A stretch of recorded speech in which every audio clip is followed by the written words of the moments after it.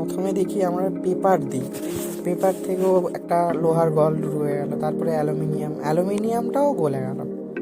দেখি একটা ফর্মের মধ্য দিয়ে, দেখতেও ভালো লাগছে, ফর্মটাও গলে গেল বেশ। তারপরে আমরা বেশ একটা বরফ দিলাম, বরফটা একটু টাইম লাগছে কারণ একটু মোটাভাবেই দেওয়া হয়েছে, দেখতেও বেশ ভালোও লাগছে। যা, এটাও মনে হচ্ছে গলে যাবে। গলে গেল। এরপরে আমরা দেবো একটা সাবান। সাবানটা গলছে ঠিকই, কিন্তু আগুনও জ্বলছে, কারণ সাবানটা চর্বি দিয়ে তৈরি, তাই না?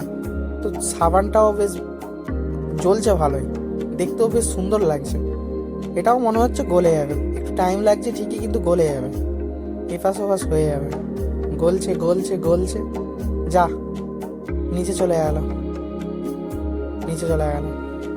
সাবানটা তুলেও দেখাবো, দেখুন কেমন বেশ এপাশ ওপাশ, বেশ পুরোটাই ভিতর থেকে গেছে পুরো।